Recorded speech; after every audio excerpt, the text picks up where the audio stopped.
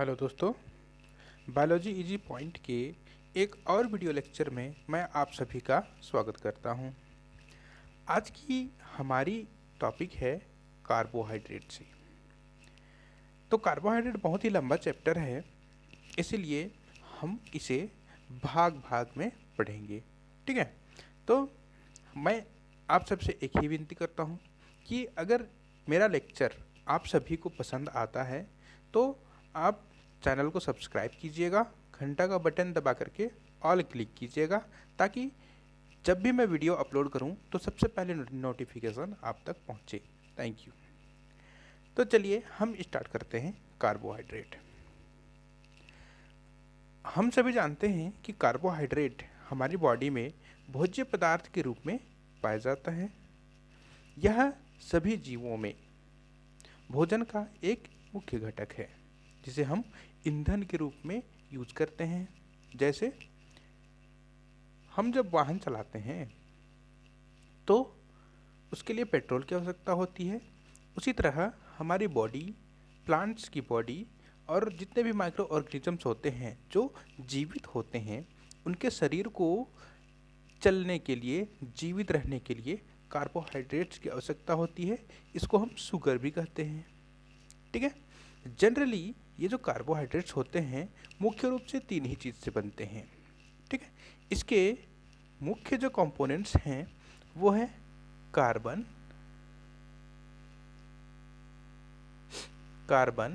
Hydrogen और oxygen. ठीक है, तो ये जो कार्बन, हाइड्रोजन और ऑक्सीजन है, इन तीनों का मिश्रण एक निश्चित अनुपात में होता है, तब जाकर के किसी कार्बोहाइड्रेट का निर्माण होता है। ठीक है, तो जब भी कार्बोहाइड्रेट का निर्माण होता है तो 1:2:1 में होता है। इसका मतलब ये है कि कार्बन जब भी कार्बोहाइड्रेट बनाता है तो कार्बन का 1 अनुपात होता है, हाइड्रोजन का 2 अनुपात होता है और ऑक्सीजन का अनुपात 1 होता है। ओके, आया समझ में? तो ये थे कुछ जनरल इंफॉर्मेशंस। ठीक है, आगे देखते हैं।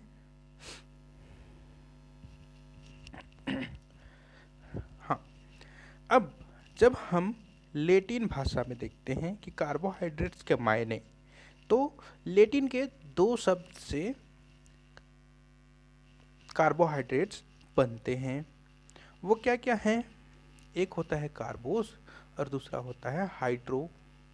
ठीक है, मतलब इसका मुख्य मतलब है कार्बन का हाइड्रेट। ठीक है, तो इसमें जब भी कार्बन का हाइड्रेट बनना कंपलसरी है, निश्चित है। ठीक है, तो अगर हम इसकी संरचना सूत्र लिखते हैं तो CH2O सबसे सिंपल एक कार्बोहाइड्रेट की बात करें तो जहाँ पर एक कार्बन होगा वहाँ पर 2 हाइड्रोजन होगा और 1 ऑक्सीजन होगा, है ना। मतलब कार्बन और ऑक्सीजन की मात्रा 1-1 होगी, वहाँ पर हाइड्रोजन की मात्रा डबल होगी, 2 होंगे। ठीक है, तो इसकी जब हम आणविक संरचना के बारे में लिखते हैं तो लिखते हैं CnH2nOn। सेम चीज़ है।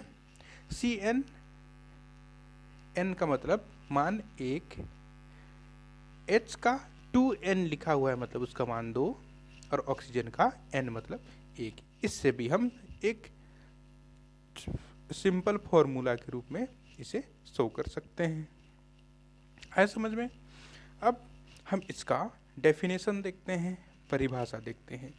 ठीक है, कार्बोहाइड्रेट वह पदार्थ हैं जिसका हाइड्रोलिसिस करने पर, मतलब जल अपघटन करने पर, या तो कम से कम या तो एक एल्डिहाइड देगा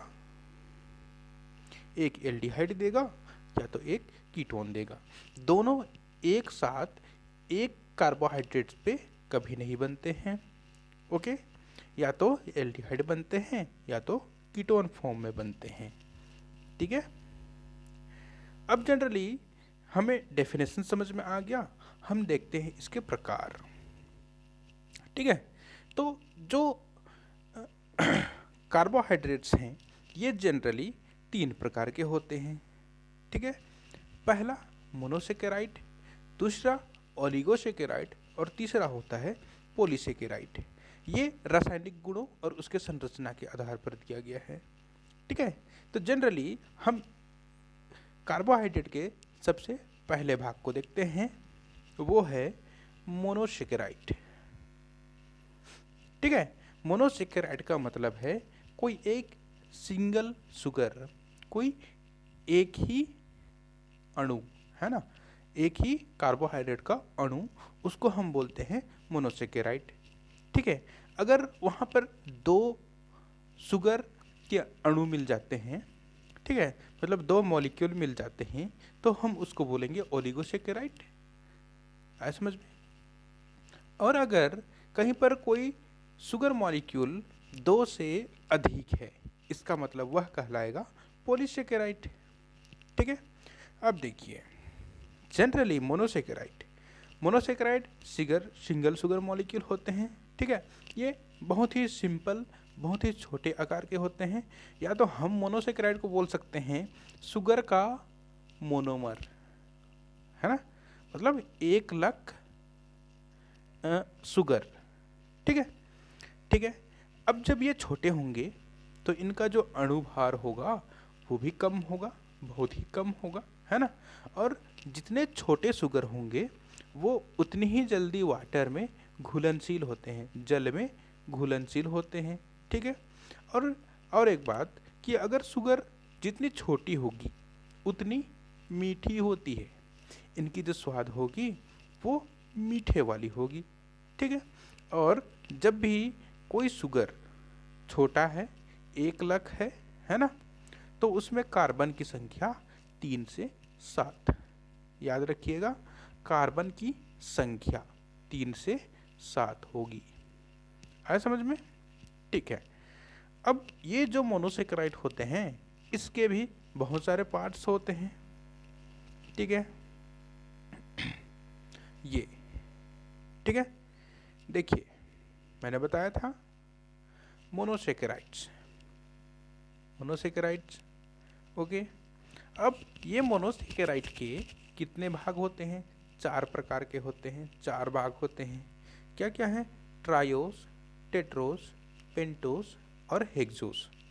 ठीक है, ट्रायोस का मतलब वहाँ पर 3 कार्बन होगा, टेट्रोस में 4 कार्बन होगा, पेंटोस में 5 कार्बन होगा, हेक्सोस में 6 कार्बन होगा। ये जो नाम है वो उसके नंबर के आधार पर है, ये तो आप लोगों को समझ में आ ही रहा होगा, है ना। ट्राई उसमें ओस जुड़ा हुआ है, ओस, सभी में ओस, है ना। ठीक है, तो ये समझ में आया, है ना। हम इन सभी के एग्जाम्पल देखते हैं। मोनोसेकेराइड में कितने 4 प्रकार के शुगर्स आते हैं, ट्रायोस, टेट्रोस, ठीक है, ये ट्रायोस, ये टेट्रोस, ये पेंटोस और ये हेक्सोस, इन सभी के एग्जाम्पल हैं। ठीक है, इसको हम स्ट्रक्चर वाइज देखेंगे। ठीक है, जनरली हम यहाँ पर समझ लेते हैं। ट्रायोस में क्या क्या आते हैं? ग्लिसरॉल्डिहाइड आते हैं, डाइहाइड्रोक्सी एसीटोन आते हैं। ठीक है, टेट्रोस में इरिथ्रोस आते हैं 4 कार्बन वाले, पेंटोस में ट्राइबोस, राबुलोस, एराबिनोस और जाइलोस। पेंटोस में 5 कार्बन वाले ये सभी हैं, ओके। उसके बाद हेक्सोस में क्या क्या आते हैं? ग्लूकोज आएंगे, फ्रक्टोज आएंगे और गलेक्टोज आएंगे, ये सभी 6 कार्बन वाले हैं। ठीक है, इसके अलावा हम आगे देखते हैं कौन सा? ओलिगोसेकेराइड मैंने बताया था, 2 शुगर जब जुड़ते हैं, ठीक है, तब बनाते हैं ओलिगोसेकेराइड। इसमें क्या है? सुक्रोज, लैक्टोज और माल्टोज। ठीक है, ये किस किस चीज़ से मिलके बनते हैं इसे हम आगे देखेंगे। ठीक है, पॉलीसेकेराइड में बहुत सारे शुगर्स मिलकर पॉलीसेकेराइड का निर्माण करते हैं। ठीक है, और इस पॉलीसेकेराइड का एग्जाम्पल क्या क्या है? ग्लाइकोजन, स्टार्च और सेल्यूलोज। ठीक है। तो इसमें से जो ग्लाइकोजन है, ये ग्लाइकोजन हम एनिमल्स की बॉडी में पाया जाता है फूड सब्सटेंस के रूप में। स्टार्च और सेल्यूलोज ये दोनों प्लांट में पाए जाते हैं। ठीक है, आया समझ में? ठीक है, तो हम देख रहे थे मोनोसेकेराइड। ठीक है, तो अब हम आगे देखते हैं मोनोसेकेराइड का एग्जाम्पल।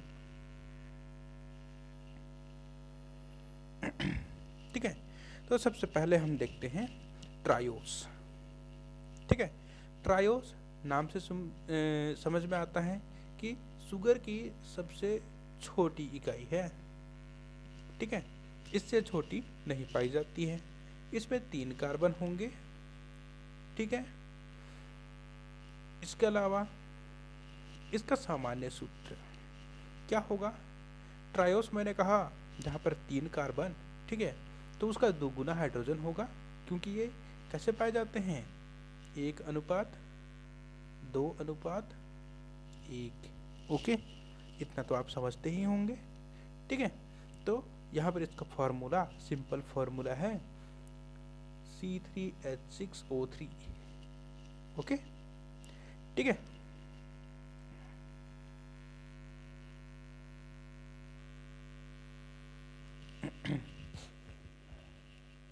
हो गया। ठीक है, तो ये किसके टूटने से बनते हैं? हेक्सोस के। हेक्सोस मतलब 6, है ना? तो हेक्सोस में क्या क्या होंगे? कार्बन 6 होंगे, हाइड्रोजन 12 होंगे और ऑक्सीजन 6 होंगे। आया समझ में? ठीक है, आप इतना ध्यान मत दीजिए, आप इसका एग्जाम्पल याद रखिए। इतना आप सिर्फ इतना ही कमेंट्स याद रखिएगा कि ट्रायोस सबसे छोटे शुगर हैं, इसमें 3 कार्बन पाया जाता है। ठीक है, 3 कार्बन इतना याद रखिएगा, और इसका फॉर्मूला याद रखिएगा, है ना? C3H6O3। ठीक है, और ये मीठे होते हैं, बस ये भी आप ऐड कर सकते हैं। ठीक है, अब आप इसका एग्जाम्पल देखिए। इसमें हम 2 एग्जाम्पल देखे थे, ग्लिसरॉल्डिहाइड और डाइहाइड्रोक्सी एसीटोन। दोनों एक ही चीज़ है, बस इसमें इतना अंतर है कि एक एल्डोस फॉर्म में है और दूसरा कीटोस फॉर्म में है। आप सब ये तो ज़रूर समझते होंगे कि जहाँ पर CHO है, ठीक है, वो कौन सा फॉर्म है? Aldehyde form. एल्डिहाइड फॉर्म को हम एल्डोस कहते हैं। ठीक है, और जहाँ पर C⋯O लगता है, ठीक है, हम उसे कहते हैं कीटोन या तो कीटो फॉर्म। ठीक है, तो ग्लिसरॉल्डिहाइड और डाइहाइड्रोक्सी एसीटोन दोनों का सिंपल फॉर्मूला है ना, CH2OH, CHOH और CHO। अगर हम ग्लिसरॉल्डिहाइड की बात करें, ठीक है, और इसी को अगर हम कीटोस फॉर्म बदलना है, तो यहाँ पर ये जो सेकेंड कार्बन है ना, यहाँ का जो हाइड्रोजन है, ठीक है, 2 हाइड्रोजन CHOH। ठीक है, यहाँ पर ये गलती हो गया है, ठीक है, कि यहाँ पर हमने CH2OH लिखा है। ठीक है, जनरली इसके जगह में क्या होना चाहिए? CHOH होगा, यहाँ पर CHOH, ठीक है, यहाँ पर होगा। ये आप ध्यान में रखिएगा। ठीक है, तो जब भी हम इसका फॉर्म चेंज करेंगे कीटोस फॉर्म में, तो ये दोनों जो हाइड्रोजन है वो इस कार्बन से आके अटैच हो जाएंगे, है ना? तो यहाँ पर 2 कार्बन आएंगे, तो एक H यहाँ पर जुड़ जाएगा और दूसरा H कार्बन से ही जुड़ जाएगा। ठीक है, तो ये दोनों मिल करके H2CH2OH बनाएंगे, वही चीज़ है ना? और यहाँ पर बचेगा सिर्फ ऑक्सीजन। आए समझ में? ठीक है, तो अगर वहाँ पर 3 कार्बन है ना, 3 कार्बन में अगर CHO पाया जाएगा तो वो CHO एल्डिहाइड के फॉर्म में होगा, और जहाँ पर डबल बॉन्ड होगा, बीच का 2 हाइड्रोजन किसी कोने में शिफ्ट हो जाता है, तो वो कहलाता है एसीटोन, है ना। हो गया। अगला हम देखते हैं टेट्रोस। टेट्रोस मतलब सिंपल है, आप यहाँ पर 4 कार्बन होंगे, ठीक है। तो इसका सिंपल फॉर्मूला क्या होगा, C4H8O4 होगा, है ना।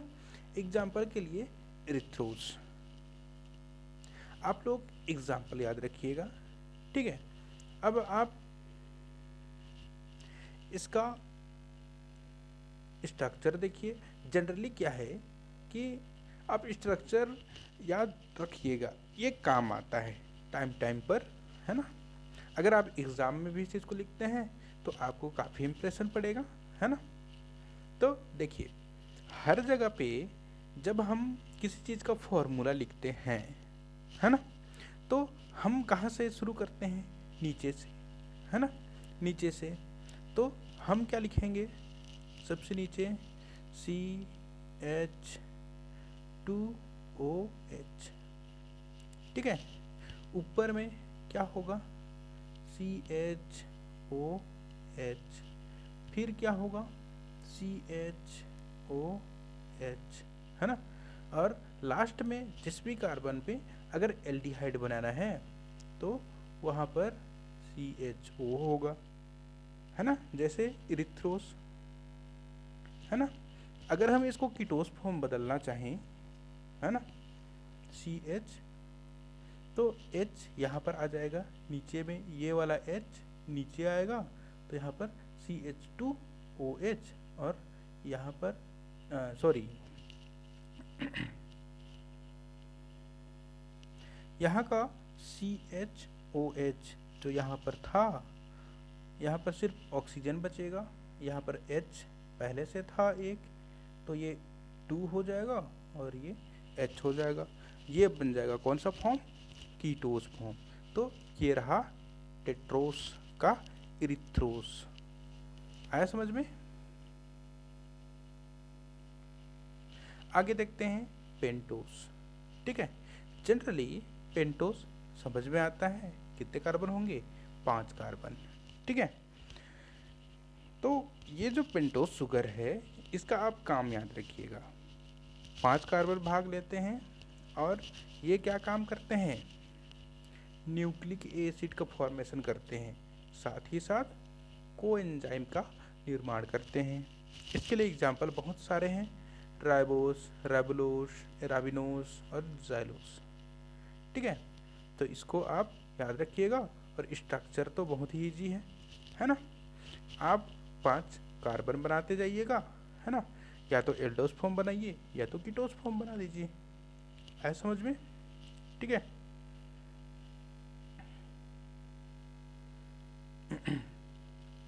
ये देखिए, ये है राइबोस, है ना, ये हो गया आपका एल्डोस फॉर्म, ठीक है। और ये हो गया राइबुलोस, ठीक है, राइबुलोस, ये हो गया आपका कीटोस फॉर्म। आया समझ में। फिर हम पहुंचते हैं फाइनली हेक्सोस, जिसे हम पढ़ते आ रहे हैं हमेशा, है ना, 6 कार्बन वाला होता है, हम ग्लूकोज हमेशा हमेशा से पढ़ते आ रहे हैं, है ना। तो ये 6 कार्बन वाले होते हैं, ठीक है।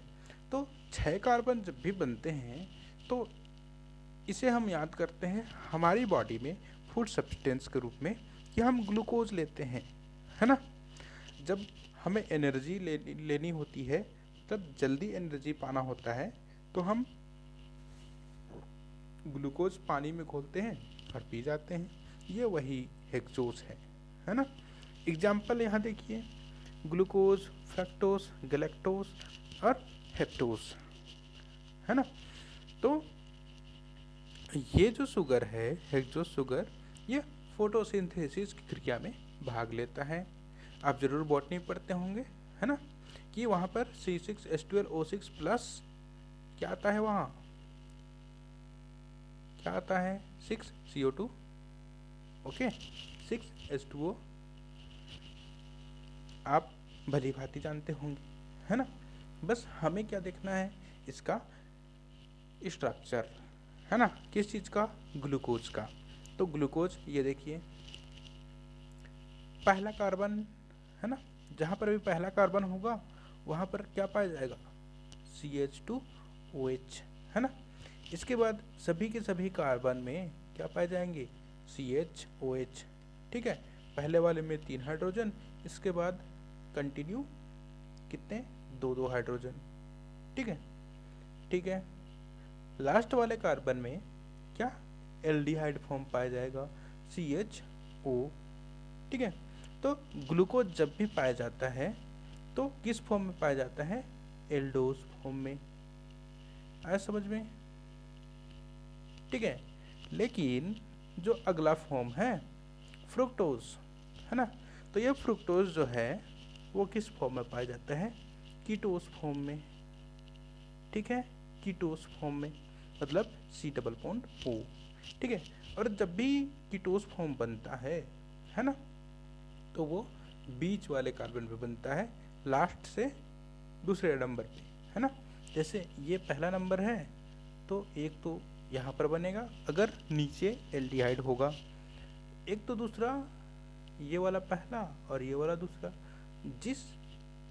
जिस एंड पे एल्डिहाइड फॉर्म होता है ना, तो उसके दूसरे नंबर के कार्बन पर ही क्या बनते हैं, कीटोस फॉर्म बनते हैं, ठीक है। इतना समझ में आया, हम आगे बढ़ते हैं, ठीक है, ठीक है। अब फंक्शन ऑफ मोनोसेकेराइड, इतने टाइम पे आपने पढ़ा ही होगा कि जितने भी मोनोसेकेराइड्स हैं वो प्राणियों में फूड के रूप में उपयोग किए जाते हैं।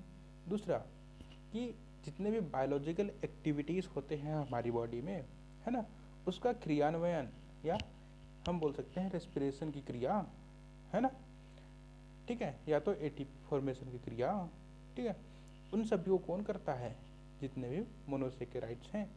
साथ ही साथ जितने भी शुगर फॉर्मेशन होते हैं, न्यूक्लिक एसिड का फॉर्मेशन होता है, ठीक है, न्यूक्लियोटाइड का फॉर्मेशन होता है, और जितने भी विटामिन्स का निर्माण होता है वो सभी मोनोसेकेराइड्स के द्वारा ही होता है। आए समझ में, ठीक है, आगे बढ़ते हैं। इतने देर तक हम देख रहे थे मोनोसेकेराइड, अब हम आगे देखते हैं कौन सा, ओलिगोसेकेराइड्स, है ना। ओलिगोसेकेराइड का मतलब जहाँ पर 2 शुगर एक दूसरे से जुड़े हुए होते हैं, मैंने कहा जनरली 2 शुगर, ठीक है। हाँ, तो अब देखिए यहाँ डेफिनेशन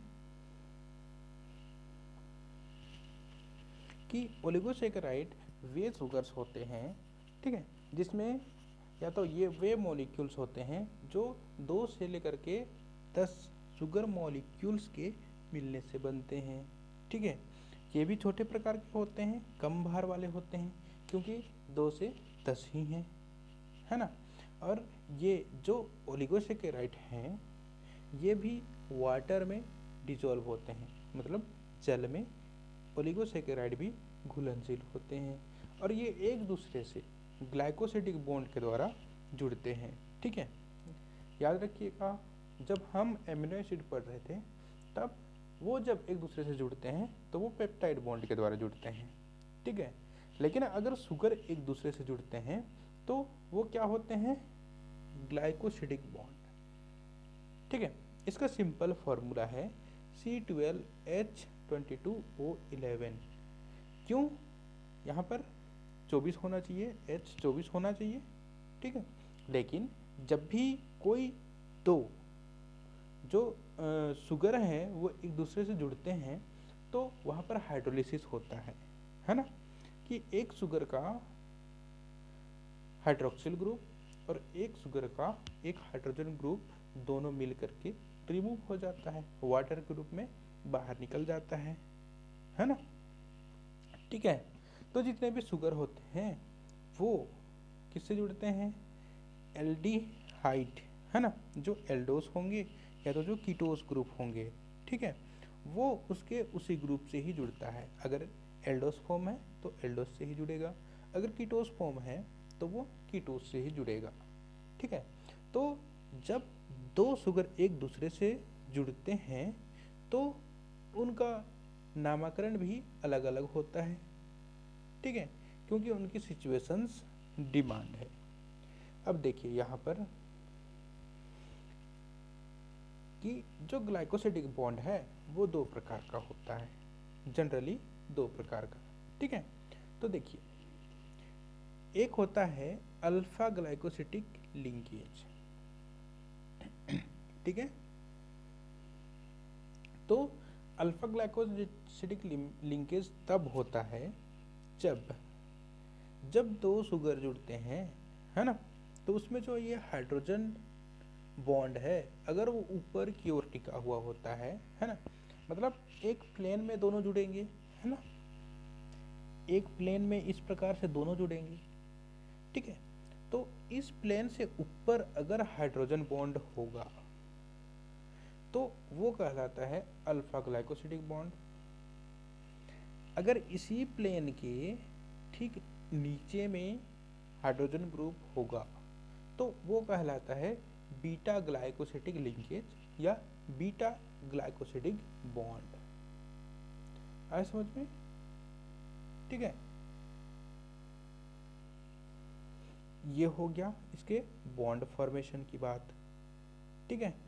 ये देखिए, ये सिंपल सिंपल चीज़ें हैं। यहाँ पर हम क्या ग्लूकोज और फ्रक्टोज को जोड़ रहे हैं, है ना। तो यहाँ पर ये जो OH है, ये जो OH है और ये जो H है ना, ये दोनों एक दूसरे से जुड़ेगा, है ना, और जुड़ने के बाद में ये आगे बनाएगा सुक्रोज, ठीक है। तो यहाँ पर देखिए, ये जो हाइड्रोजन है और ये CH2OH है, ये ऊपर की ओर है, एक तली एक प्लेन से ऊपर की ओर, है ना, जिस प्लेन में दोनों जुड़ रहे हैं, है ना, उससे ऊपर है। मतलब मैंने बताया था ऊपर की ओर जो हाइड्रोजन या कोई सा भी ग्रुप बचता है तो उसको हम बोलते हैं अल्फा। अगर बीच नीचे तली से नीचे की ओर कोई हाइड्रोजन या OH ग्रुप बचा हुआ होगा तो वो कहलाता है बीटा। यहाँ पर देखिए ऊपर में बचा हुआ है, इसका मतलब ये क्या है, अल्फा ग्लाइकोसिडिक बॉन्ड। आया समझ में, ठीक है।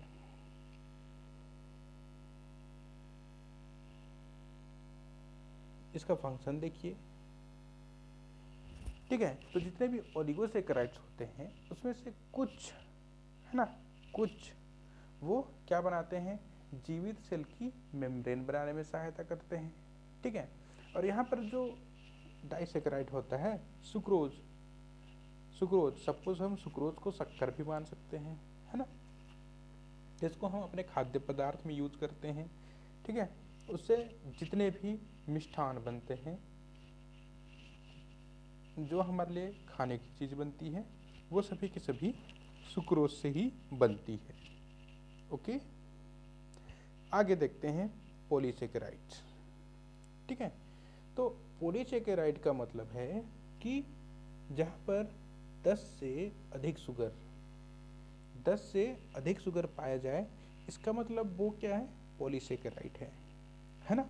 तो इसका सामान्य सूत्र हम क्या लिखते हैं, C6H12O6 का ब्रैकेट N, ओके।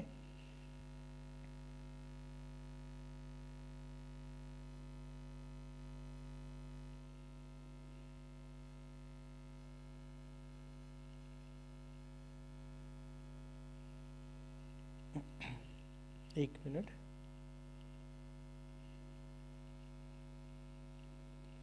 ठीक है।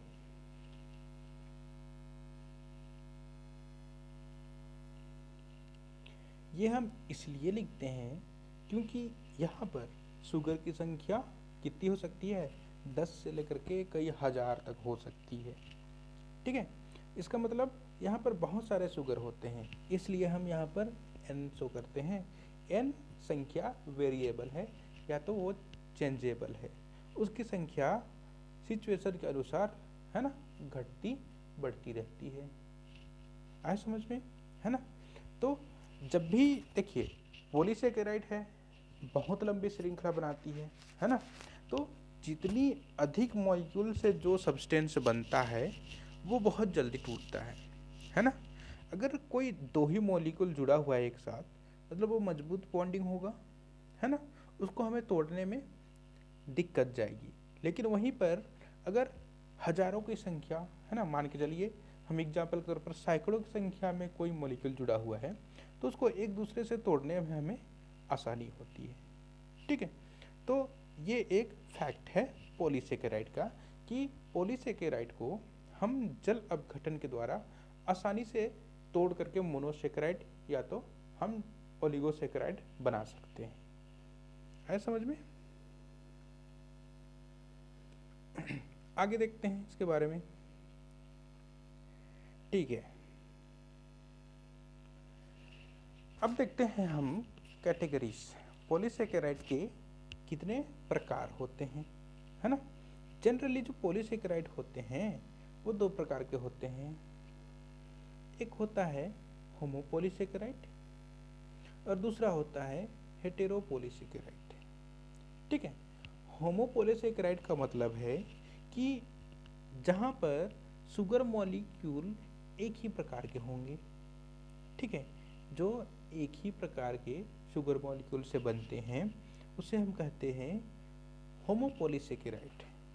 ठीक है, एग्जाम्पल के तौर पर स्टार्च, सेल्यूलोज और ग्लाइकोजन। तो ये जो ग्लाइकोजन है या तो सेल्यूलोज या स्टार्च है, ये तीनों चीज सिर्फ ग्लूकोज के लंबी चैन की श्रृंखला से ही बनते हैं, इसलिए हम इसको कहते हैं क्या, होमोपॉलीसेकेराइड। आया समझ में? ठीक है, अगला है हेटेरोपॉलीसेकेराइड।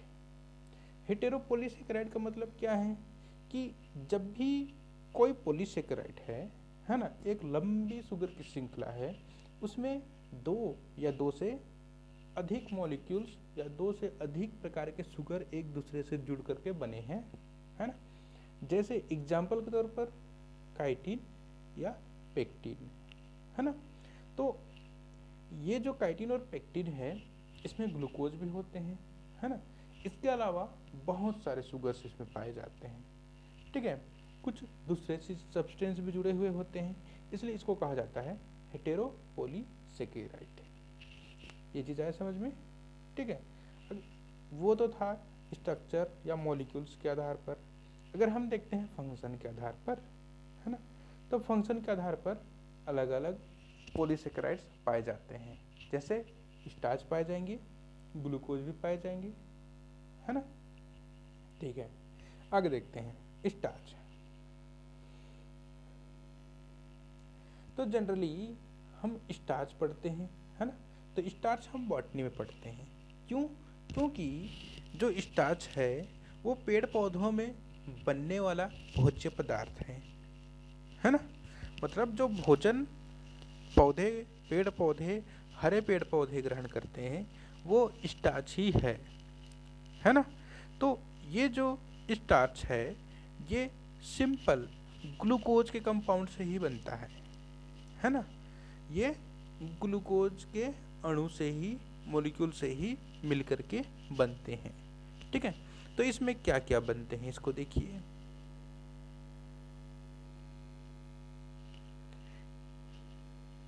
देखिए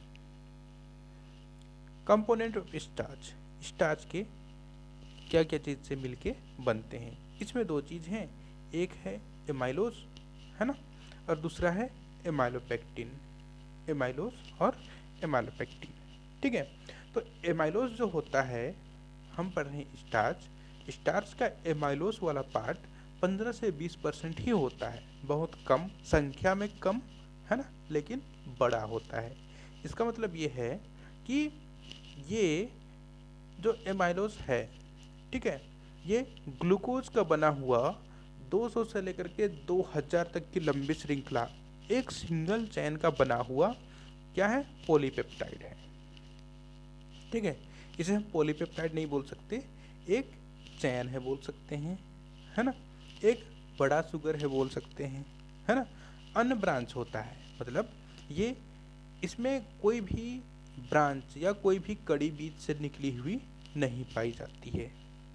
ठीक है, और ये जब भी जुड़ता है ना, तो अल्फा डी ग्लूकोज के रूप में जुड़ता है ना। अल्फा ग्लाइकोसिडिक बॉन्ड हमने याद किया है, अल्फा ग्लाइकोसिडिक बॉन्ड, जहाँ पर हाइड्रोजन और CH2OH जो ऊपर की ओर बचते हैं, है ना, तो ये उसी फॉर्म में एक लंबी श्रृंखला के रूप में पाया जाता है। आए समझ में? ठीक है, तो इसी स्टार्च में दूसरा मैंने बताया था एमाइलोपेक्टिन, है ना।